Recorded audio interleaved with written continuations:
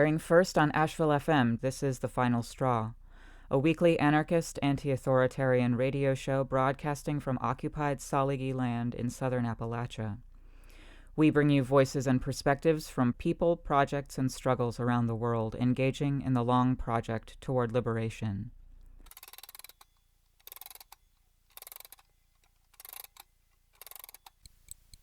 This week, I am very excited to present an interview done with Aishah Shahidah Simmons, who is a writer, community organizer, prison abolitionist, and cultural worker who has done just an immense amount of work over the years to help disrupt and end the patterns of sexual abuse and assault within marginalized communities.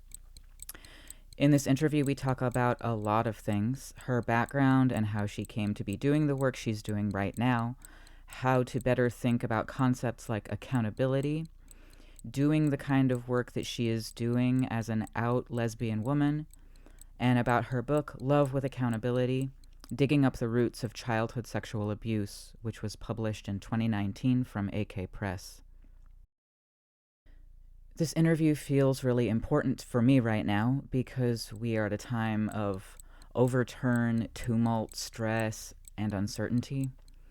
And I think that in order for us to really be able to knuckle down and go in this for the long haul, it'll be imperative for our radical communities to take solid care of ourselves and of each other. I hope you get as much out of hearing Aishah's words as I did conducting and editing this interview. Before we get started, as a content notice, we will be talking about some difficult topics in this interview. I will do my best to repeat this notice at regular intervals, but please do take care and treat yourself kindly, however that looks. I'll let some words from Aishah's introduction to Love with Accountability lead us into the main interview. The conscious breath can be a grounding anchor. It is in this context that I insert the word breathe in between every 5 chapters to invite you to pause, take conscious breaths, and ground yourself while reading. Whatever you decide, please take your time and please take compassionate care while reading, imagining and working for a world without violence. Breathe. This is sacred space. My name is Aishah Shahidah Simmons. My pronouns are she and her. I am a culture worker in terms of creating work that's used to hopefully make our culture and society better places to live in. And specifically, my work is on sexual violence, disrupting and ending rape, child sexual abuse, and focusing my center is in diasporic Black communities because this is an international reality. Sexual violence knows no boundary. I view it as work that transcends race, but very clear that my focus and my lens as a filmmaker, as a writer, are diasporic Black communities. Before I could get to the anthology, I first started working not necessarily on child sexual abuse, but on sexual violence through my film, Know the Rape documentary that I spent 11 to 12 years making from 1994 to 2006. And the film looks at sexual violence and accountability and healing in Black communities.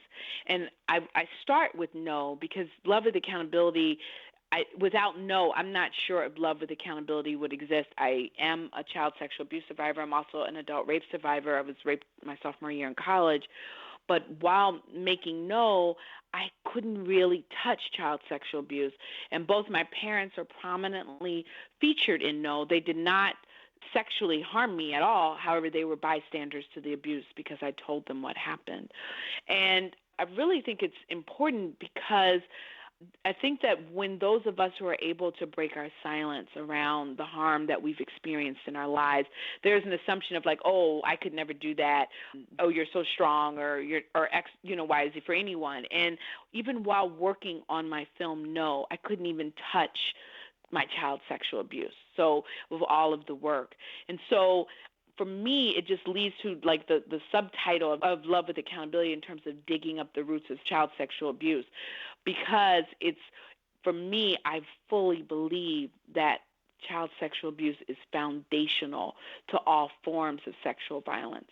And it is mainly because it's for most of us the first places where we are violated. And it's the first places where we're taught to protect the institution known as the family. And so then over time, so then the institution expands to the church or the mosque or the synagogue or, the temple, to the school, to the college, university, to the activist organization, the community organization, to government. I think that it really begins at home.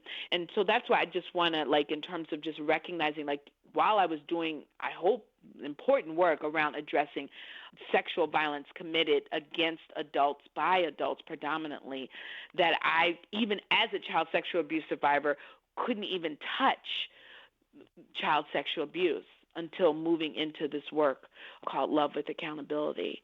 And I started the project in terms of recognizing that there isn't one answer, there isn't a one-size-fits-all, that it's going to take multiple hands, right, multiple generations to address it. And so I really wanted to begin with an anthology, with a chorus of voices, bringing a diversity of experiences, expertise, and ideas and visions about how we can not only disrupt it, but ultimately end it. And how can we do it in a humane way that centers survivors, the most immediate survivors, recognizing that many who caused the harm are also survivors, without dehumanizing all those involved, but really inviting them in or calling them in to be accountable and to change their behavior and hopefully move towards a place where these things don't exist anymore. I view myself as a prison abolitionist. But when I say I view myself, there's viewing and being, and it's an exercise. I work at it every day. I don't believe that there's anyone who should be in prison, right? And then for me, it's what does it mean and what does accountability look like outside of prisons? And sometimes what I've observed happening is that there's been a lot of kind of conversation on that than it is around how are we going to protect the children, how are we going to protect the survivors. And I think it's a both and not an either or. And I think that our society has set it up is that it's either or.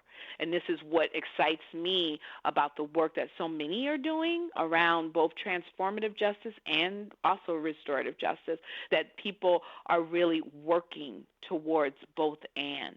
We have to be mindful about how do we center the survivor's needs, right? And that doesn't get lost in conversations around ensuring that people are not, harmed by the state. And so I want to do both. What we know is that communities of color, and specifically Black, Indigenous, Latinx communities, are disproportionately incarcerated. So we know that. And most of those folks are not incarcerated for having harmed the members in their community, right? So while most sexual harm is intra-racial, meaning within the community, it tends to be the interracial, outside of the community, sexual harm that gets the high profiles. And then it becomes what victims, survivors get values, right? Who do we value more? And so we know that BIPOC, Black, Indigenous, people of color, women, femmes, trans folks, that we are not valued. Our voices, our experiences are not valued. They're not valued in the criminal injustice system and court of law. So it becomes who gets prosecuted, what happens. So we just look at it that way, right? And then in terms of the horrors that's going on in prison, there are all these jokes are at least he's going to go to prison, he's going to get prison justice. I can't stand it. It's so rooted in homophobia. It's just so barbaric. To me, it's somebody may have committed, a heinous crime, but is that the response to then be heinous towards that person? Studies show that 40 to 45% of the rapes that occur in prison happen at the hands of correctional personnel. We're not talking about other inmates, that people are being abused and assaulted by correctional personnel. And so if that is the case, Who are you going to call? Who are you going to report that your body has been violated by the very people who are charged with, quote unquote, guarding you? There's no real therapeutic sources happening in prisons. So just this notion, unless somebody is doing life, which is horrific and just completely inhumane, that they're going to serve their time and then come out. What were they taught? Was there any training? Was there any understanding of what occurred? I don't think that we arrive here on the planet as molesters of children, as rapists. I don't believe that. So what happened in their lives that they then started using violence in response to either sexual desire, to power, to all these things? We have to understand that. And that requires a lot of work and a lot of different types of resources, because we know that the prison industrial complex is a multi-billion-dollar industry. So it's not about not having the resources. It's about what we choose to spend the resources on. What would it be like if we created environments? They are healing spaces where people understand the origins of the harm and heal from that. That is what we need. I want to transform society. I don't want crime and punishment. Yes, people need to be held accountable for the harm that they caused. Yes, we have to make sure that they don't continue to commit the harm. All of that. But I believe that we can do that is not punitive, that encourages all of us to call on our best selves. We're in a very mean-spirited society. And to be clear, this country was founded on rape, genocide, theft of land, theft of people. So, I don't want to act like, this is a mean society because of the person, the occupant in the White House right now. I'm not going to be a revisionist. We haven't really dealt with the origins of the fact that rape and genocide and theft is the very fiber, the very foundation of not only this country, but all of the countries in the Americas and the Caribbean. And Key Alexander, who is also one of the contributors to the anthology, his piece is called Thoughts on Discipline, Justice, Love, and Accountability, Redefining Words to Imagine Our Realities. And Key has done a lot of really important work working with the harm doers. I use harm doers and not perpetrators, and that's very conscious. And I credit restorative justice and transformative justice movements with my understanding of that. We're all learning, and we're learning from each other, and it's on a continuum. It doesn't just happen. Because I used to say perpetrators. I didn't think about it like in terms of harm. We need all folks on deck in terms of we need those folks who are going to work specifically with the harm doers, and that is their calling and that is the work in terms of really helping them to transform and do the work that needs to be done in response to the harm that they've caused. And then we need the folks who are focused on the most immediate survivors. And I think one of the things that I appreciate about Sairee Jarrell's chapter is that they talk about what happens when you have disabilities. I mean, Sairee Jarrell talks about being autistic and how how autistic children or children who have any forms of disorders, how it's like, oh, those poor parents. It's just like we don't see the children. And so that even when they are being harmed, we don't even see it. When they are more susceptible than the child who doesn't have disabilities, when they are more susceptible to relying on care by providers who can also cause harm, and no one even really checking for them. This is the Final Straw Radio Show, and I'm William. This is a regular content notice that this interview is dealing with some topics that may be upsetting or triggering. Please take care while listening and take a pause if you need to. So just briefly, I was abused by my grandfather for 2 years. And I told my parents, and they didn't remove me from the situation. So there was the 2 years of the abuse. It ended, and the only reason I know it ended was because of hindsight.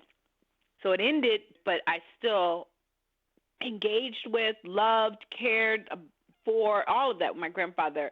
I'm 51, or will be. And so this started in 79 when I was 10. My grandfather became gravely ill in 2010. So we're talking about a long time of no accountability. Not only him, but by my parents. I didn't seek any accountability from my grandfather. And so it was a complicated thing where he became gravely ill, and I played a role in saving his life. I was the person who was by his side and really advocating after a serious crisis occurred, up until the point where my father and aunt were able to come.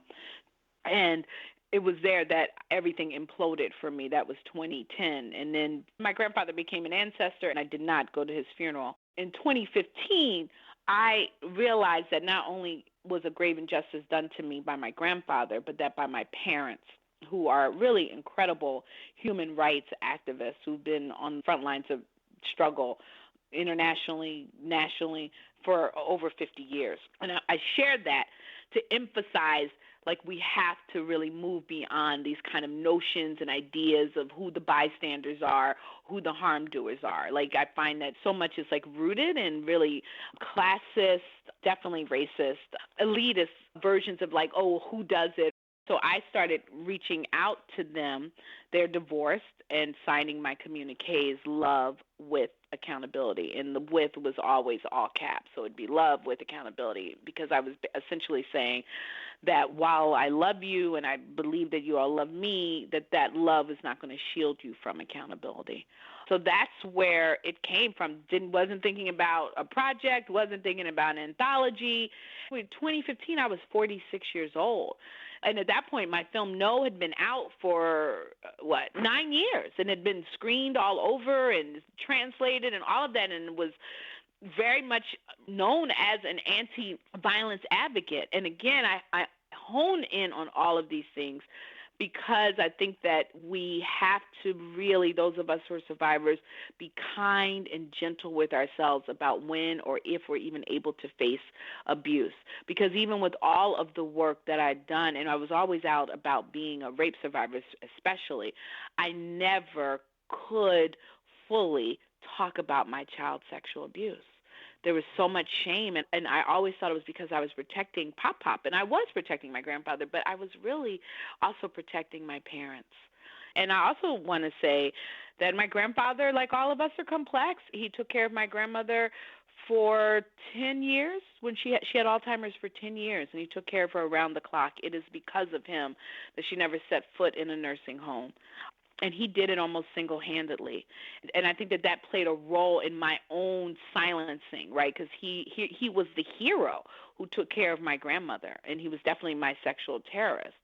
And so, again, these complexities, and I just really think about this in this era of, Harvey Weinstein being sentenced to 23 years, and Bill Cosby's in jail, and R. Kelly's in jail. I don't know what's going to ultimately happen, and not by any stretch of imagination saying that they should have not done horrific, unspeakable, outrageous, disgusting, inhumane things to women and children. I want to be really, really clear.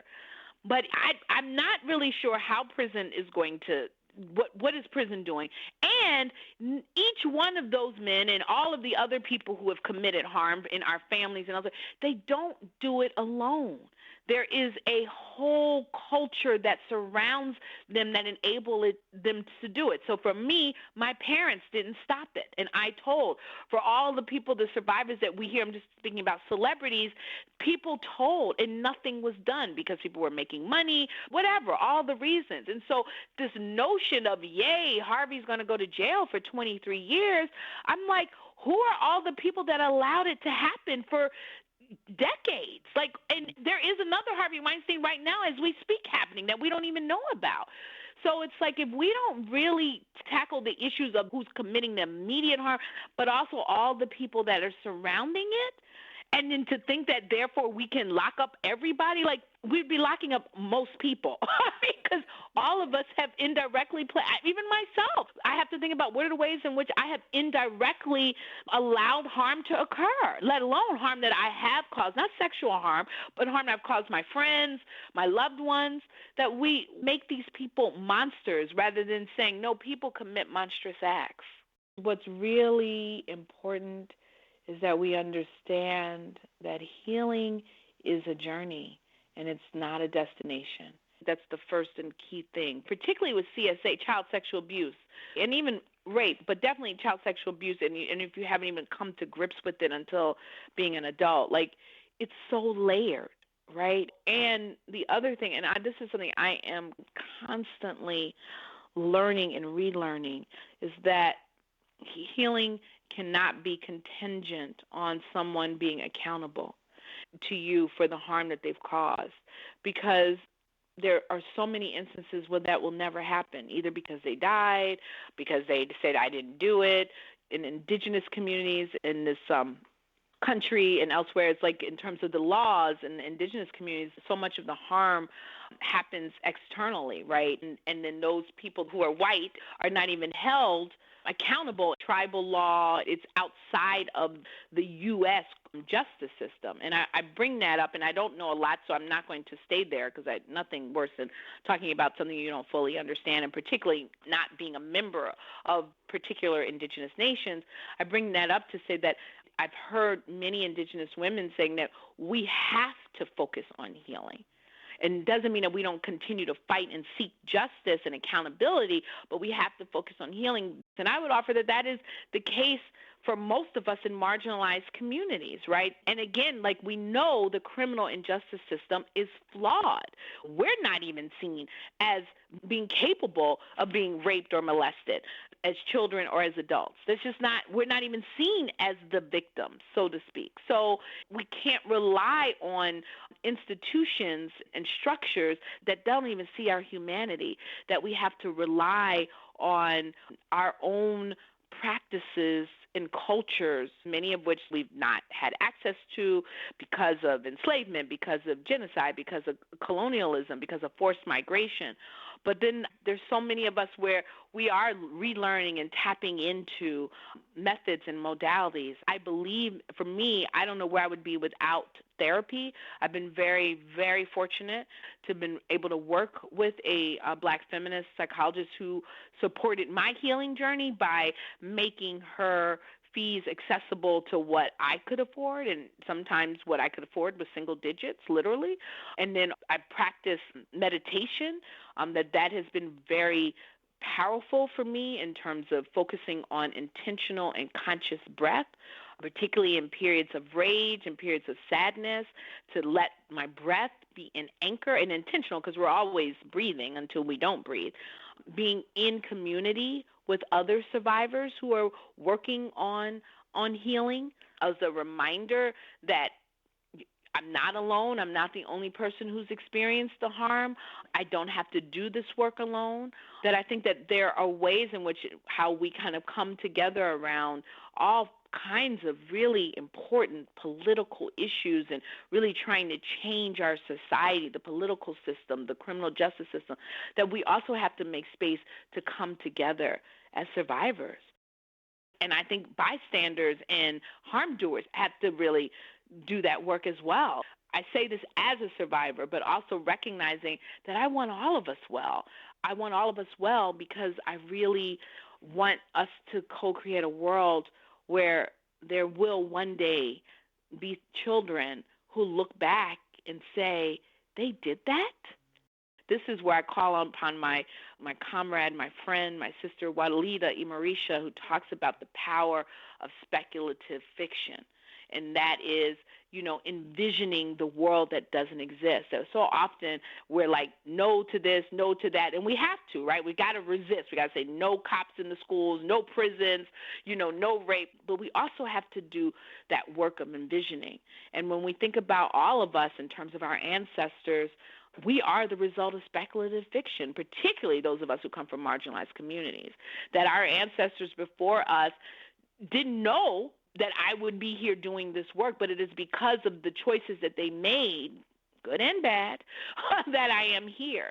And so for me, I'm definitely wanting it to change right now in this instant, but I want to think about the generations that I don't know. Like, I'm on that long distance intergenerational run. And I think that if we think of it that way, then we can really come up with some just incredible visions and then begin to do that work.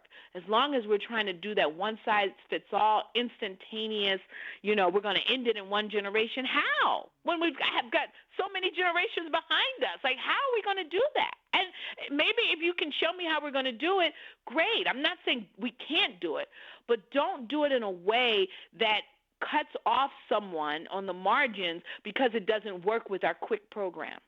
And the one-size-fits-all approach is the thing that got us here in the first place. Exactly.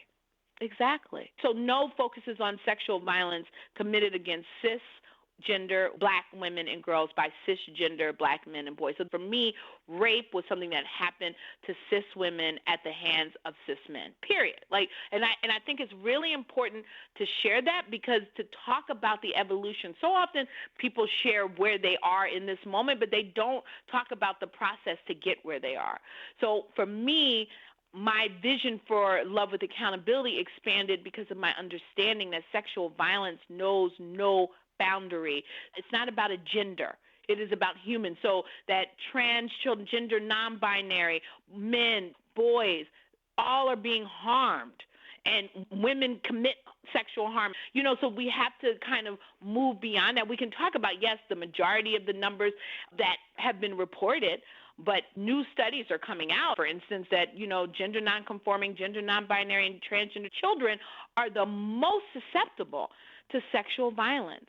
And so love with accountability is not as expansive as I would like it to be, but I created a wider net in terms of the perspectives that we're hearing from deaf survivors, from autistic survivors, from cis women, cis Black women survivors, cis Black men, trans men, gender non-binary folks, because it was just to really encourage people to think beyond a binary, to understand that, even particularly as diasporic Black people, where we know racism, like we know it, but then to say we also have to know ableism. We have to look at the ways in which we are marginalizing within ourselves. We have to look at transphobia, how we are marginalizing within ourselves, so that it is not enough to solely focus on racism. Because if racism ended right now, we're not safe. Most of us in our communities are not safe. And I want racism and white supremacy to end yesterday. But I don't fool myself to think that once that happens, I'm going to be okay. That's not true. I just really loved, specifically in your introduction that you wrote to this book, you were very compassionately diligent with just naming all of the isms: ableism, transphobia, racism, trans misogynoir, all of these things. And I think that that's very, very key to further understanding the thing that we're going through. Yeah. I viewed my introduction as what I call word libation. Instead of pouring water on the ground, putting words on the page to really set a context, starting from the beginning since Columbus came over here to this hemisphere in 1492, to really ground that what we're trying to undo. And I don't want to romanticize and be like, oh, there was no rape in Africa or India, or I'm not saying that at all. But in terms of this reality in this hemisphere, we have to be aware of this continuum of violence from the moment that the Europeans set foot here. Tragically, they couldn't cohabitate with love and accountability, And so that, because it's so easy to be like, oh, Trump is this or that person is that. And yes, he is, but he is a product of this continuum. And even in how we treat each other and ourselves. It's just such a product of white supremacy, of capitalism, of misogyny, of, ableism, autism, that we have to understand it. That doesn't let anyone off the hook from saying, oh, well, because of that, that's why they committed harm. No. It's not excusing it, but it is to have a broader context. And I think that when we do that, then we have to say, what are we doing with prisons? What the hell? When we really understand the whole context, it's no, that's not the solution. This is the Final Straw Radio Show, and I'm William. This is a regular content notice that this interview is dealing with some topics that may be upsetting or triggering. Please take care when listening, and take a pause if you need to. We're creating the good guys, bad guys. And as long as we do that, we'll never see the harm doers amongst us, right? Because when our person, the person that we love, the person that we know, that we trust, when they have been accused or have committed harm, we won't want to believe that, because harm doers are monsters. But if we can see that harm doers are people who commit monstrous acts, who are dealing with their own fragilities and their own pain and trauma, that again doesn't mean not focusing on what they've done, but if we can see that, we understand that this is why it's so pervasive. And I feel like we need multiple teams. Like, for me, my work is not to necessarily work with the harm doers or bystanders. That's not my strength. I want to work with survivors. But there are people who do want to do the work with the harm doers. And I think that that is critical. We have to have that in a way so that the survivors, the immediate survivors, don't feel like they are being sidelined. And it's hard work. My mother is a contributor to the anthology, and she writes about how she did not protect me. She is the only public bystander in the book, being accountable. And I have to say, still I'm on the journey with my parents, both of them, in very different ways. And what I recently just shared, because it's like stop and go, and it's very painful, because I still get very angry and I'm hurt, and I think, particularly for my mom, who's like really trying, and it's like she feels like nothing she can do is enough, and all of that is real. And I just had like an epiphany. I said, Mom, we're dealing with 40 years of trauma. Like it's not, even with all the progress that we've made, and we've made a lot of progress. It's not gonna. It's 40 years versus 3 years of us doing this work. Like, you know what I'm saying? And my parents are incredible. In terms of they get it. They want. We talk about reparations. We talk about all of these things where we understand, like, we've got to undo centuries of this and that. But then it's like it gets hard when it becomes like, how do we undo this harm, right? I mean, and I know for myself, like, I've caused harm. I've caused harm to my brother, who is 9 years younger than me. So that means he was 1 when I started being abused as a child. And there's a saying that Alice Walker said, and it's very heteronormative about, so I want to say that, but it's like the husband beats the wife beats the child beats the dog. And it becomes like we abuse those who are less powerful. And I say that in terms of my brother, like, I was being abused, no one rescued me, so then I took it out on my brother, and just kind of a legacy of that. And he and I unpacking that and doing that work. I mean, we're good and grown now, but just me even thinking about the impact of the harm that I caused as a child who was being harmed. That's why I said it's like we're responding to our harm. And that stuff is hard. It's hard. I'm not a parent, and I have so much remorse about the harm. And I'm not talking about the little Aishah. I'm talking about like how that legacy continued well into adulthood. So being accountable in those ways, that this is hard work. And I think that that's why so many people are like, just lock them up, throw away the key, because it's not easy for the person who is locked up, but it's easy for us because it's like we don't have to think about it anymore. Well, they're gone. Harvey Weinstein's in jail. Like, we don't have to think about, well, wait a minute, what happened here?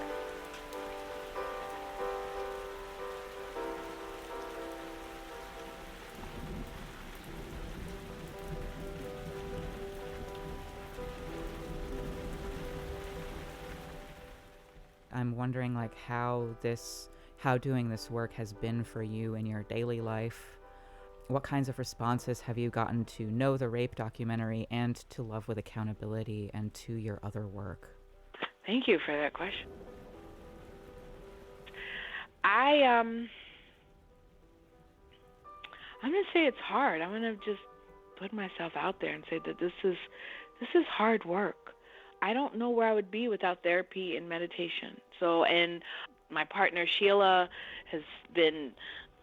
she's been a rock of Gibraltar and has had, my community of kindred spirits and friends, and, my brother, and, the work I'm trying to do with my parents are trying to do with me, and it's taken its toll. What I will say that No is different because I'm not in No. I would offer that I'm throughout No. I am a rape survivor, but I'm not in No yet. My testimony is not in there at all.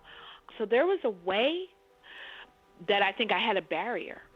as opposed to love with accountability. I write, I'm in it. I talk about my abuse in the introduction. My mother, then she's the first chapter. She talks about how she didn't protect me. So it's there. And in addition to that, I'm very I'm digging up the roots. I'm digging up the roots in my own life. So it's a lot harder than no. And I struggle. My PTSD comes up. My complex PTSD comes up. It definitely comes up. And I go through periods of rage and, I'm sad, I'm depressed, all of that because of therapy, because of meditation, because I have tools. So I'm aware, like, oh, this is coming up. And then I have community who are like, I'm checking on you. I haven't heard from you. What's going on? Are you okay? And then I think, really trying to embody what I'm talking about in terms of, love with accountability, rage, meditation, action, healing, really remind, I tell people, take a breath when you get upset. And then I try, I have to remind myself like that, just step back, give yourself some breathing room. So it's hard. And I can't imagine doing anything else. I made no to save all those Black women survivors out there. And in making no, I saved my life because it was making no that led me to love with accountability. I mean, when I started working on no, I was 25, it was 1994. I was a filmmaker. No was just going to be this quick project, and then I thought I was going to Hollywood it. And this is pre, Netflix, pre anything. And then no took 11 years because no one wanted to fund a film about sexual violence and healing committed against Black cis women. And so it was just kind of that was, HBO turned me down, PBS turned me down, Sundance. No one was interested. So it's very fascinating to me, right? Because this is not the trajectory.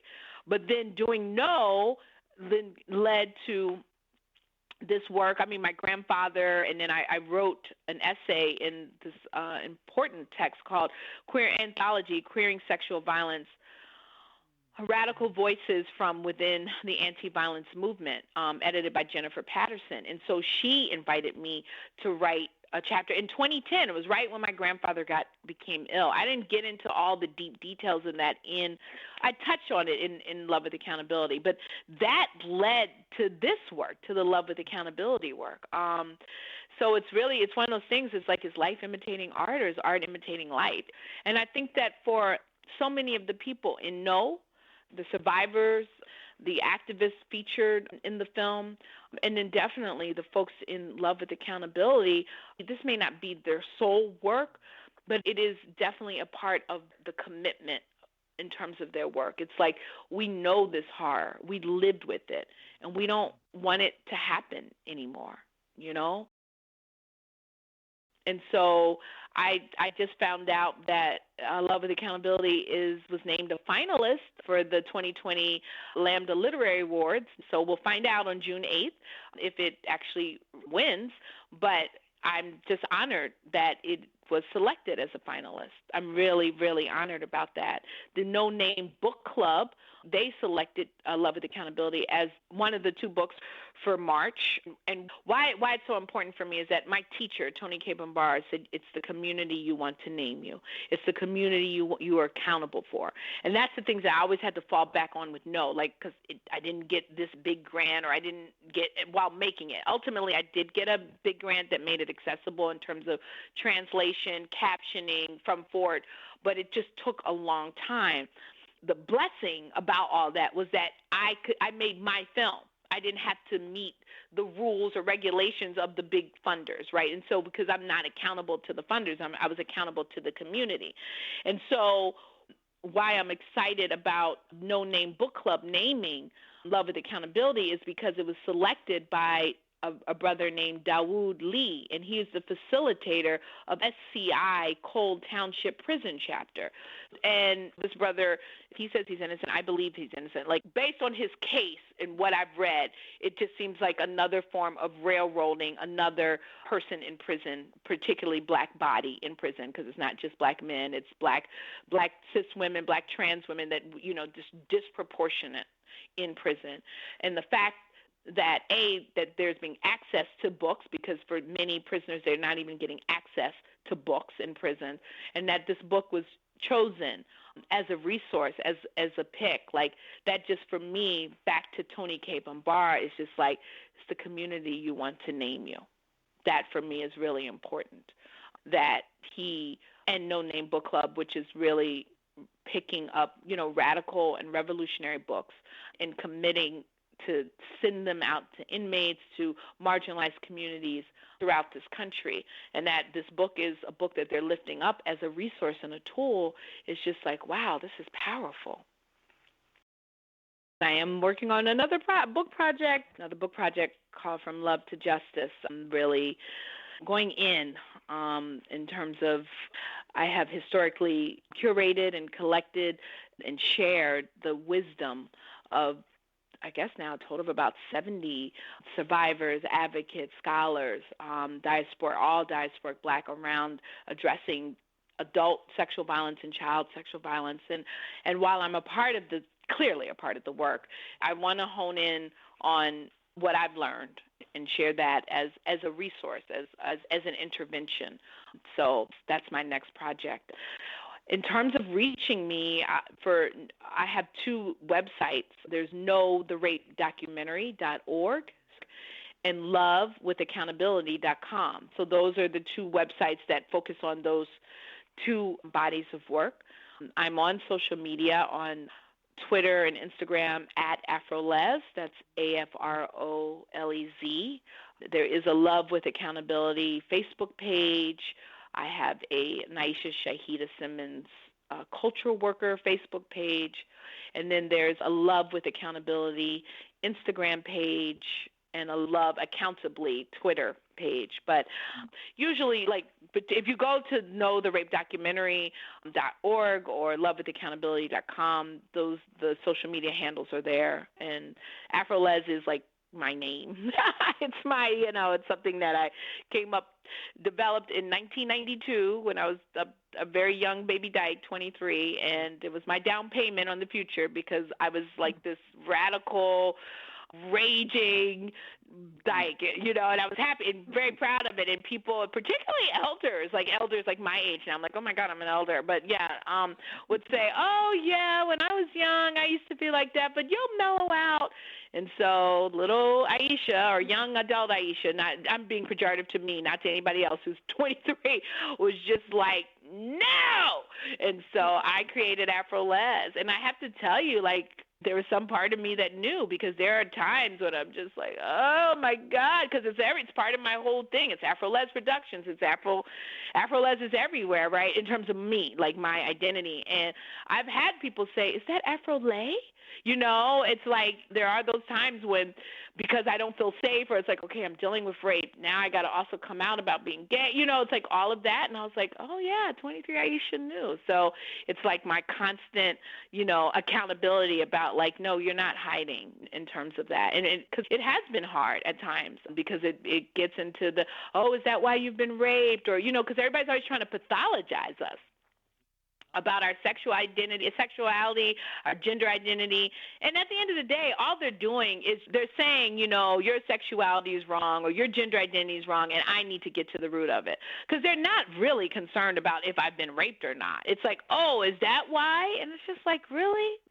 So now, I love AfroLez. I love AfroLez, but it's funny in terms of that. And even now, in contemporary, so people, because I always say I'm a Black feminist lesbian. And for me, it's really, all those identities are very important. And people will want to drop lesbian before they'll drop feminist. It's very fascinating. It's not fascinating. It's homophobia. But it's interesting. And I learned that I didn't know her, but I learned that from Audre Lorde. And where would I be if I didn't know the people who identified as lesbians? So, I'm out for my own survival, but I'm also out for people to know I'm here. I'm here. Like my dad used to always say, that you have to let people know you're in the room so that they know they're not alone. And so because I have the privilege, unfortunately it is a privilege in this society, to be able to say, I've been raped, I've been molested, I'm a dyke, then I believe I have a responsibility. Absolutely. And I resonated with that so much in your introduction and what you just said, because as somebody who is also like a survivor of childhood sexual assault and adulthood sexual assault, and as a queer trans man, I hear this Mm-hmm. just all the time. And it's like, no, no, I believe I would have been a queer trans man had none Right. of this happened. This is not because, don't pathologize people's sexuality, their gender identity, all of these things, and don't weaponize something that is so rooted in trauma for the individual and trauma for communities to be homophobic or transphobic. Yeah, I absolutely, yeah, thank you so much for that.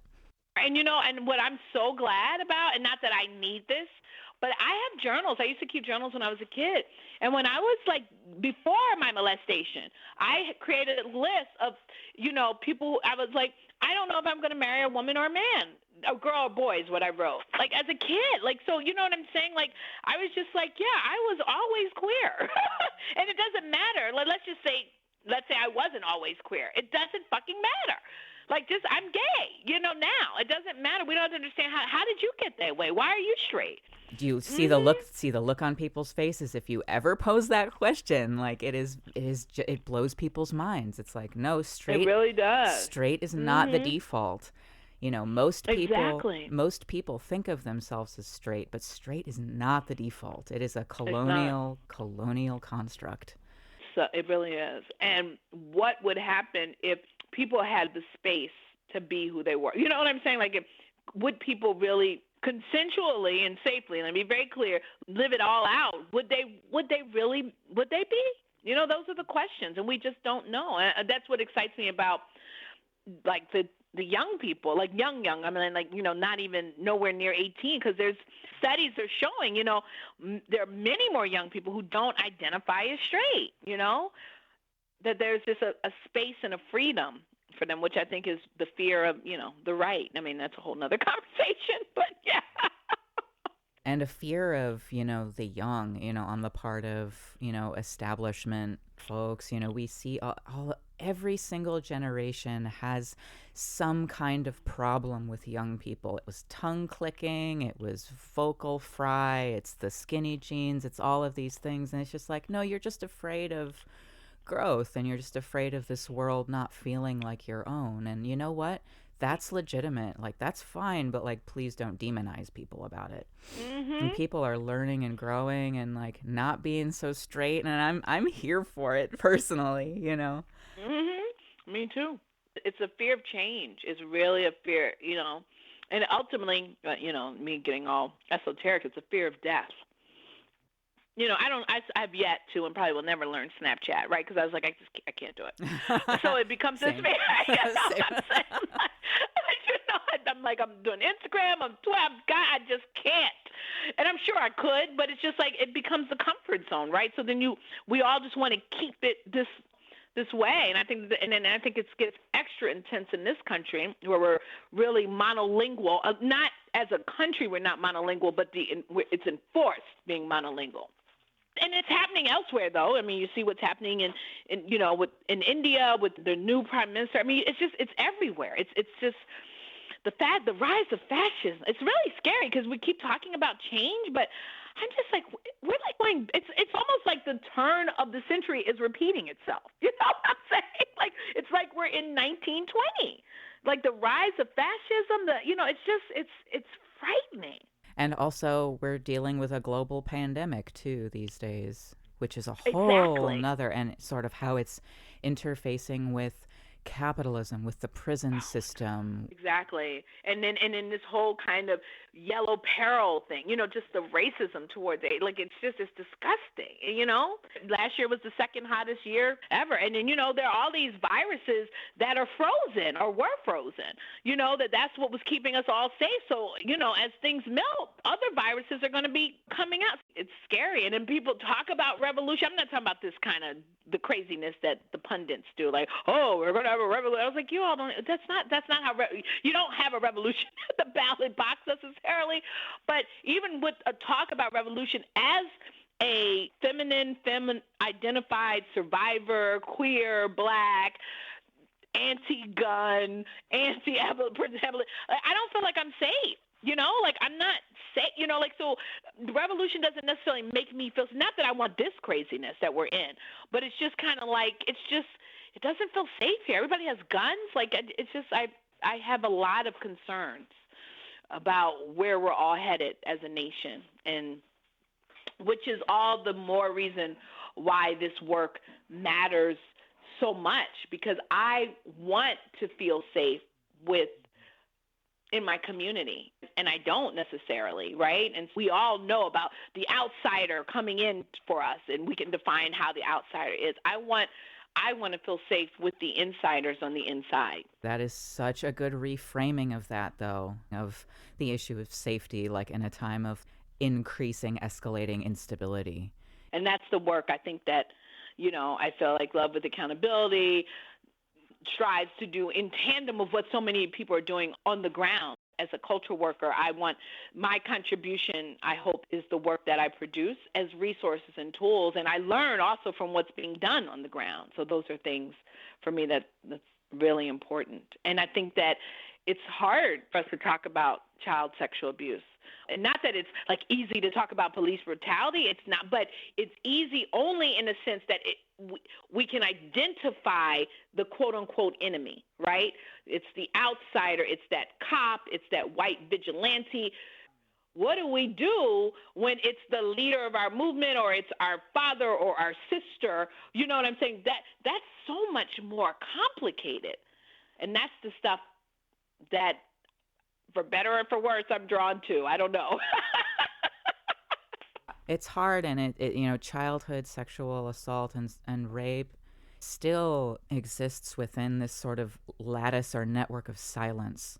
And Exactly. I think that there are some really badass people, yourself included, who are trying to fly against that tendency that people have to just brush it under the rug or not talk about it or anything, because that's just not how we're gonna move forward. And we can't move forward until things are right at home.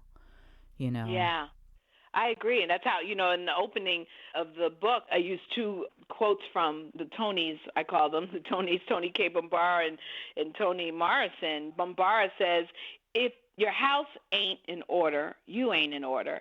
It's so much easier to be out there than right here. And then Toni Morrison wrote, what you do to children matters, and they might never forget. And I think that we have to understand that, because a lot of us are wounded healers, are wounded leaders, and unbeknownst to us, if we're not doing some form of therapy or healing or something, we're replicating. We're replicating that which was done to us. And it's not necessarily sexual. It's not like, oh, I was sexually abused, so I'm sexually abusing someone. No. There are other ways in which we can replicate the behavior. So we have to be mindful, though, because we want to create healthy movements. We want to create healthy societies. And I think that the only thing that's going to push us through these times of escalating instability are the health of our communities. Like, I think that we're, going to be really tested. You're right. We are so tested. I mean, I have just as an independent contract, my livelihood is based on speaking engagements, everything, it's just a twinkling of an eye. It's all gone, right? For now, at least. We don't know, right? And so I'm just like, how am I going to live? Like literally, I don't know right this second. And there's no socialized medicine. There's no social program. There's nothing in the way in which other countries have, specifically Europeans. And then we are, the way in which our societies are such, right? This society, U.S. society, so many of us are disconnected, and maybe by choice and also by situation, like from family of origin or community. It's like how we have to create these networks of care, which is what, Alicia Sanchez Gill, actually, that's the name of her chapters, Networks of Care. We have to do that. And in order to do that, we've got to be safe and loving and caring and accountable with each other in those communities. Are there ways that listeners can help support you? Is that something that you'd like to throw out here? Oh, I hadn't thought about that. I welcome it. I would like that. If you go to, if you look up AfroLes Productions on PayPal, it's there, or Aishah Simmons, but AfroLes Productions. And in Venmo, it's AfroLes, and Cash App is AfroLes. So I hadn't thought about that because I'm not a 501c3, a nonprofit, or any of that. I hadn't even thought about asking or trying to seek donations. So thank you for that offer. Fortunately, it's just me. Me, I have a partner, but meaning I don't have kids.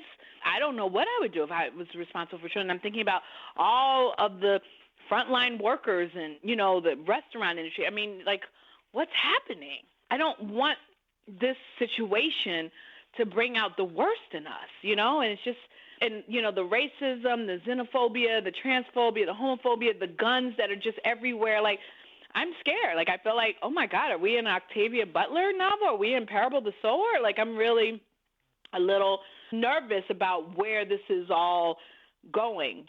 That's my fear. So all the more reason why we have to, be compassionate and loving with each other and ourselves. I think the big thing is to take care of ourselves and take care of each other and the planet. We can't, this is our home. We can't live without the planet. I don't know what people are thinking, the powers that be, but we have to take care of the planet and breathe, intentional breath.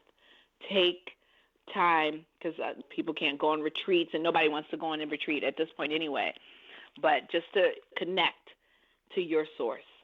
It's amazing to me how many people are going through life holding their breath. And I think that many of us who are marginalized by capitalism, by racism, by white supremacy, by heteropatriarchy, I think so many people go through their life just braced for the next thing, which is really real, but sometimes it's great to, allow your body to just breathe. And that's something that we can all do. And I credit Erica Huggins, who was a Black Panther and was an educator and teacher and just incredible human who was incarcerated with a newborn on trial for murder. I shared this because she talked about how she taught herself to meditate, and that's what got her through solitary confinement. They can take our breath away, as Eric Garner, we know that. But until they do that, they can't take that innate power that is our own. Easier said than done, but I'm just talking about at our wage jobs, at our salary jobs, at, in our building, all of these things that they cannot take that power away.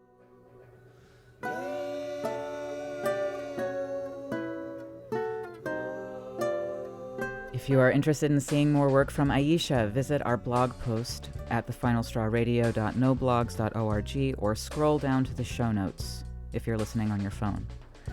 We will post all the links in those places. If you're interested in reading her book, Love with Accountability, AK Press is doing a limited time sale on all their books on their website.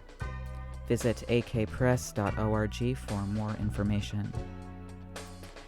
To help support community bookstores at this time of greater economic precarity for such places, consider visiting our affiliates, Firestorm Books, who are currently doing online sales from their brick-and-mortar location.